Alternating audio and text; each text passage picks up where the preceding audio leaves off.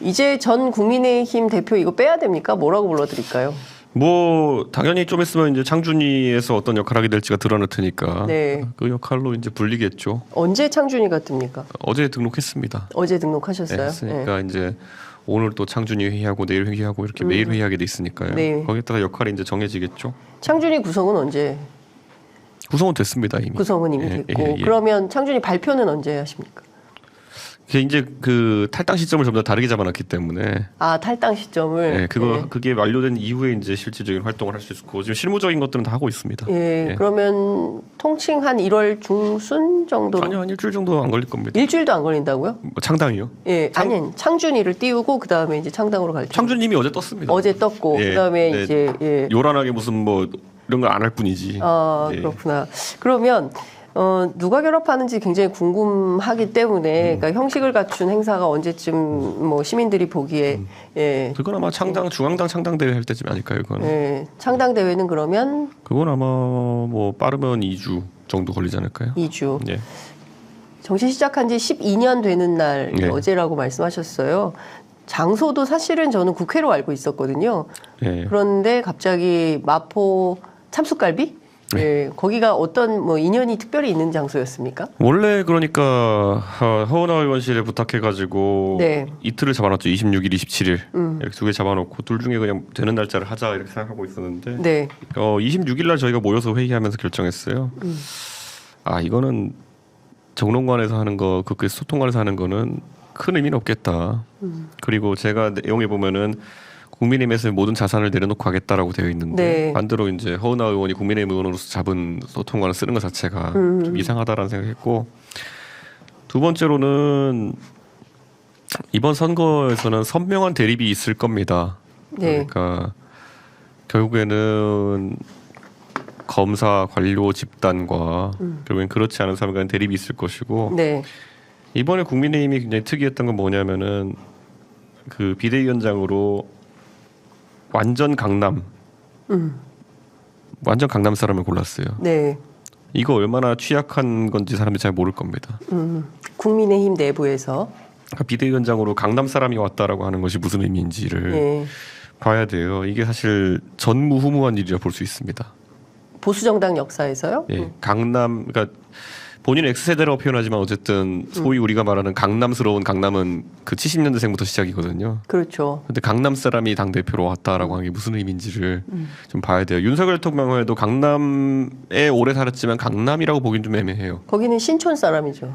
서대문구를 항상 얘기하기도 했고 그러니까 강남의 그런 어떤 압구정 스타일 이런 거라고 보기 좀 어렵거든요. 근데 완전히 압구정 스타일의 강남갑 스타일의 사람이 이제 대표 왔다는 게 무슨 의미인지 이제 봐야 돼요. 오세훈 시장이 예전에 강남에서 국회의원 한 적 있지만 오세훈 시장은 처음부터 끝까지 강북구 사병동 사람인 게 티가 났어요. 근데 이게 굉장히 중요합니다. 그래서 저는 상계동에 제가 장소를 고른 것 중에는 그런 이유도 좀 있다. 그런 생각이고. 전체적으로 지금 강남성이 강화됐을 때 어떤 일이 발생할 것이냐는 이제 보시면 알게 되실 겁니다. 그 하나하나 여쭤보겠습니다. 그러니까 그 출마 선언이란다. 탈당 선언하는 장소를 상계동 그 마포 참숯갈비로 잡은 이유부터가 이제 서사가 있다 이렇게 이런 설명으로 들리는데 사실은 뭐 한동훈 위원장의 연설문과 이준석 대표의 연설문에 대한 비교도 굉장히 많이 회자가 됐어요. 그러니까 그 중에서 이제 나왔던 것 중에 하나가 이제 상계동 출퇴근하는 그 가장들의 얘기도 뒤에 있고 해서 이제 제가 이제 차차 하나 여쭤보긴 할 텐데 지금 제가 궁금한 건 이런 거예요. 전무후무한 일이다.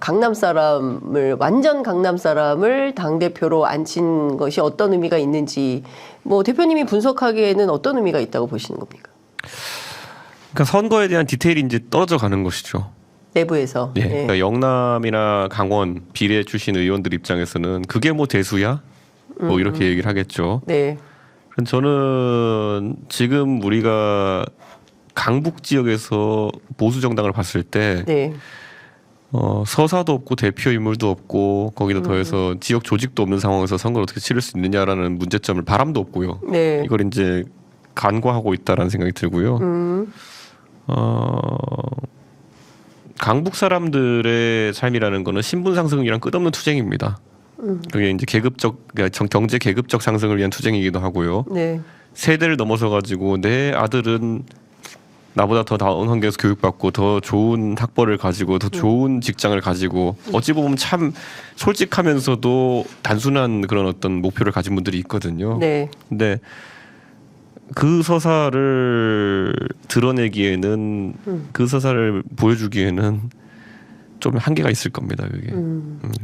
그러니까 예. 부족함이 있었던 과거를 극복하는 시나리오를 가진 사람, 즉 가장 거기에 들어맞는 사람이 오세훈이거든요. 네. 근데 그 서사가 아니라 모든 것이 갖춰져 있고 거기서 그거를 여유 있게 올라온 사람의 네. 서사는 약간 다르다. MB가 나중의 삶과 다르게 어쨌든 처음에 그게 먹혔던 게 뭐냐. MB는 찢어지게 가난했던 시절을 사람들이 알기 때문에 MB가 강남 사람 같이 살아도 예전에 포항에서 술찌개 먹었다는 MB를 기억하고 이제 가는 거거든요. 네. 물론 앞으로 모든 정치인이 그렇게 해서는 안 되지만은 네. 그런 서사를 갖고 태어나거나 이러진 않겠지만은 적어도 강북에서의 동질감이라는 거 없이 많은 표가 나오긴 어렵다. 그러니까 뭐 단순하게 설명하면 1% 부자 를 대변하는 한동훈 장관과 네. 99%를 대변하는 이준석 강북 스타일의 대변 뭐 이런 쟁투가 벌어질 수 있다 이렇게 보시는 겁니까? 파락군이잖아요. 딱 파락군. 보면은. 네. 네. 파락군 대 상계동 그리고 저는 중학교 목동으로 갔으니까 네. 뭐 목동도 좋은 학군이라 할 수 있지만은 그러니까 화이트 칼라 측의 삶과 그리고 파락군의 삶은 좀 다르다고 보는 입장이 생길 거예요. 네. 네. 그래서 제가 그냥 근데 대표님 하버드잖아요. 그거야 뭐 제가 국가 장학금 받아서 간 거니까 네. 제가 대통령 장학금 받아서 간 거니까 네. 그거는 이미 많은 사람들이 알고 있는 서사인데 저는 앞으로 한동훈 장관 입장에서는 네. 그 국민의힘의 이제 사무처 당직자들이 굉장히 똑똑한 사람들이에요. 그렇기 때문에 앞으로 일정을 막 짜줄 겁니다. 네. 그러면 그 위원장한테 여기 가야 된다 저기 가야 된다 할 텐데요.